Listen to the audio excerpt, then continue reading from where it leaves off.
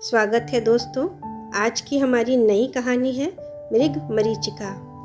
Tanya college से लौटी तो देखा मम्मी बैठक की साफ सफाई करने में लगी हैं। उसे कुछ समझ नहीं आया कि अभी से मम्मी नया दीवान सेट क्यों बिछा रही हैं। होली में तो 20 दिन बाकी हैं। उत्सुकतावश पूछना चाहा, पर उसे देखते ही मम्मी बोल पड़ी, अरे तुम आ गई, चलो कुछ खा लो, फिर आकर मेरी मदद कर दो और निक्की को भी कहो चाय बनाकर आए।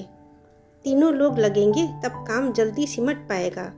पर मम्मी ये सब? उसने पूछा। मम्मी ने कुशन लगाते हुए कहा, तुम्हारे पापा के दोस्त हैं ना वर्मा अंकल, वो सपरिवार आ रहे हैं यहाँ, कहीं फंक्शन में आए हैं। अब 4 दिन रुकेंगे यहीं पर। अब जाओ, खाना खाकर आओ और मदद करो। थोड़ी देर में ही वह चाय बनाकर ले आई। ट्रे मेज पर रख कर बोली, लो आप चाय पियो, मुझे बताओ मैं कर देती हूँ। ये कुशन कवर बदल दो, फिर डाइनिंग टेबल और सेंट्रल टेबल का मेज पोश भी बदल दो। चाय पीकर उसने फटाफट कमरा व्यवस्थित कर दिया। रसोई में आई तो मम्मी खाना बनाने वाली आंटी को काम समझा रही थी। वह अपने कमरे में आकर लेट गई। थोड़ी देर में मम्मी ने आकर कहा, मेहमानों के आने पर चाय के साथ हल्का नाश्ता भेज देना, फिर खाना लगवाना। उसने सहमति में सिर हिला दिया। जानती थी वर्मा अंकल पापा के बहुत खास मित्र हैं। काफ़ी पुरानी पारिवारिक मित्रता थी दोनों परिवारों में। रात 8 बजे आए वो लोग। चाय नाश्ते के बाद सब वहीं बैठकर बातें करने लगे। पापा और अंकल पुरानी यादों का पिटारा खोलकर किस्से सुनाने लगे। खाने के बाद भी थोड़ी देर तक बातें होती रहीं, फिर सब सोने गए। बहुत दिनों बाद वो लोग मिल रहे थे। 4 दिन कैसे बीत गए पता ही नहीं चला। उन लोगों के जाने के बाद घर कुछ खाली खाली लगने लगा था, पर जल्दी ही सब फिर अपनी दिनचर्या में व्यस्त हो गए। सप्ताह भर बाद ही मम्मी ने एकाएक कहा, तनु, वर्मा भाई साहब ने अपने बेटे राजीव के साथ तुम्हारे विवाह का प्रस्ताव रखा है। उनके चेहरे से खुशी टपक सी पड़ रही थी। ऐसे अचानक? उसने चौंक कर पूछा। इसमें अचानक क्या, उन लोगों को तुम पसंद आ गई हो, अतः उन्होंने प्रस्ताव रखा है। हमें भी कोई ऐतराज़ नहीं, बस तुम्हारा क्या विचार है ये जानना है, माँ ने बात स्पष्ट करते हुए कहा। राजीव कंप्यूटर इंजीनियर था। लंबा कद, सांवला रंग, देखने में आकर्षक भी था। वैसे बात तो खुश होने की थी, क्योंकि वो एक दूसरे को जानते थे और अभी अभी मिल भी चुके थे। लेकिन चाहकर भी तान्या खुश क्यों नहीं हो पा रही थी? शायद इसलिए कि उसके मन में कोई और बसा था। उसकी सहेली निशा का चचेरा भाई पारस। जब से उससे मिली है तब से दिलो दिमाग पर वही छाया हुआ था। सुंदर मनमोहक पर्सनालिटी थी पारस की। बार बार उसका अपनी तरफ देखना कहीं न कहीं तान्या को बहुत खुशी दे रहा था। उसके हैंडसम लुक्स और स्वभाव से तान्या ऐसी प्रभावित हुई कि मन ही मन कल्पनाओं में उसे अपना बना लिया। दिन रात उसी के ख्यालों में गुम रहने लगी थी। अभी तक उससे अपने मन का हाल नहीं बयां कर पाई थी, और ऐसे में राजीव के रिश्ते का आना तान्या को बहुत विचलित कर रहा था। मम्मी पापा से कहती भी क्या? 1-2 दिन का समय लेकर मम्मी को टाल दिया। सोचा एक बार निशा से बात कर ले। निशा को फ़ोन मिलाया तो उसकी माँ ने बताया कि वह तो शादी के बाद जापान चली गई है। अब क्या करे? मन में विचारों की उथल पुथल शुरू हो गई। राजीव के परिवार और नौकरी के बारे में सब कुछ स्पष्ट जानती थी, लेकिन पारस को केवल देखा भर था।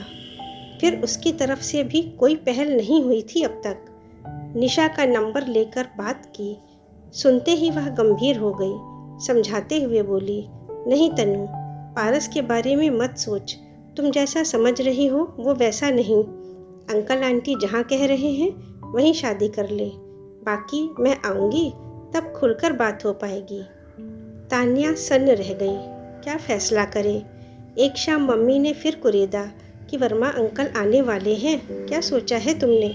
तान्या कुछ नहीं बोली, बस चुपचाप सहमति में सिर हिला दिया। 3 दिन बाद वर्मा अंकल पूरे परिवार के साथ आए।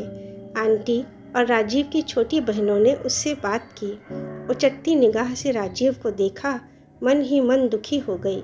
कहाँ पारस और कहाँ ये। कुछ देर के लिए उसे और राजीव को अकेले छोड़ा गया। राजीव उससे काफ़ी कुछ पूछता रहा, वह बस उनके जवाब देती रही। राजीव ने विनम्रता से आग्रह किया कि अगर वह कुछ पूछना चाहती है तो पूछ सकती है। तान्या ने नहीं में सर हिला दिया और सोचती रही, काश ये लोग मना कर दें। पर राजीव की रजामंदी के साथ रिश्ता पक्का हो गया। तारीख तय हो गई। वक्त निकलने लगा। शादी की तैयारियां होने लगीं और तान्या राजीव की दुल्हन बनकर उनके घर आ गई। सभी उसे बहुत प्यार करते, उसका ध्यान रखते, पर तान्या अभी भी राजीव की तुलना पारस से करती और हमेशा राजीव को हर बात में कम ही पाती। पर राजीव खुशी खुशी उसके नखरे, चिड़चिड़ाहट हंसकर बर्दाश्त कर लेता।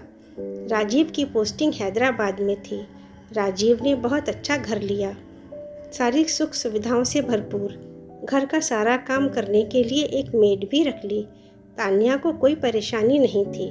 हर सप्ताहांत में उसे घुमाने, शॉपिंग कराने के लिए ले जाता। ऊपर से तो तान्या खुश रहने की कोशिश करती, पर अंदर से खुश होकर भी पूरी तरह खुश नहीं रह पाती, क्योंकि वह अभी तक पारस के आकर्षण से मुक्त नहीं हो पाई थी। उसने कल्पना में ही पारस की एक विशेष छवि बना रखी थी। वक्त गुजरा और वह 2 बच्चों की माँ बन गई। अब दिनचर्या थोड़ी व्यस्त रहने लगी, पर राजीव अभी भी वैसा ही था। हर काम में उसकी मदद करता, उसकी हर ख्वाहिश पूरी करने में लगा रहता।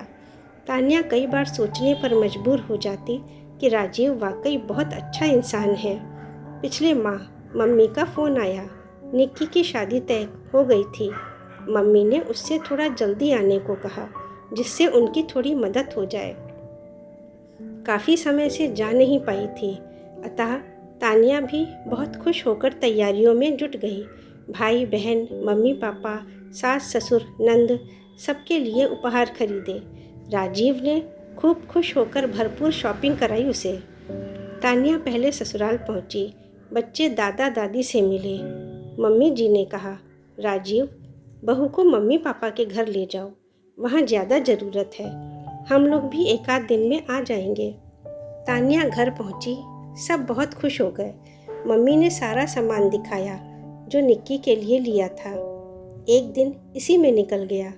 अगले दिन से राजीव उसके पापा के साथ मिलकर सारी तैयारी कराने में लग गए। ये देख तान्या के मन में राजीव के प्रति सहसा आदर के साथ प्रेम भी उमड़ आया।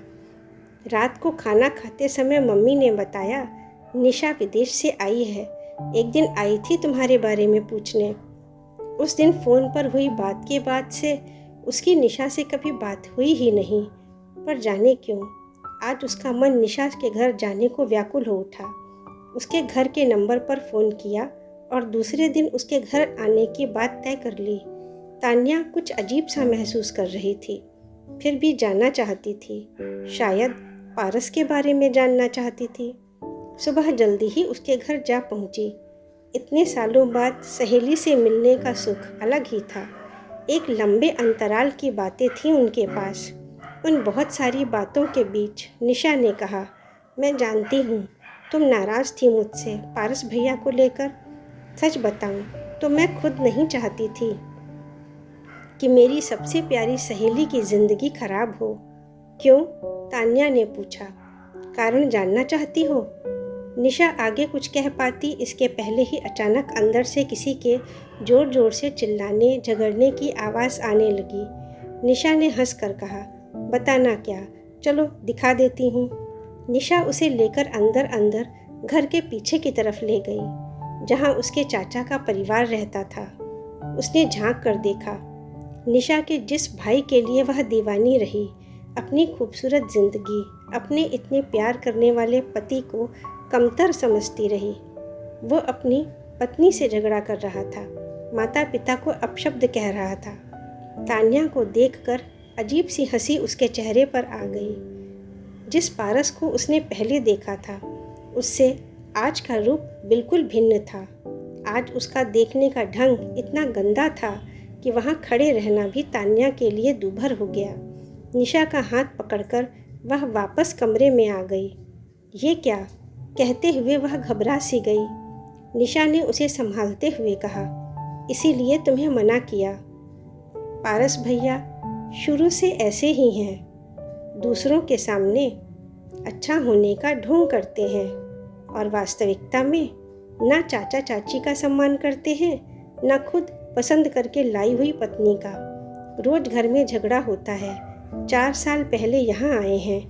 इनकी पढ़ाई के लिए चाचा ने सब जमा पूंजी लगा दी और इन्होंने पढ़ाई लिखाई सब चौपट कर दी। नौकरी भी नहीं मिली, घर में पड़े रहते हैं। इनके साथ तुम कैसे खुश रहती? बताओ तो, मैं तुम्हें कैसे इस भंवर में फंसा देती? तान्या सकपका गई। कुछ समझ नहीं आया। जिस आकर्षण के पीछे इतने साल से भाग रही थी, उसका सच इतना भयानक होगा ये सोचा ही नहीं था। अगर जिद करके पारस से शादी की होती तो पल भर में कांप उठी।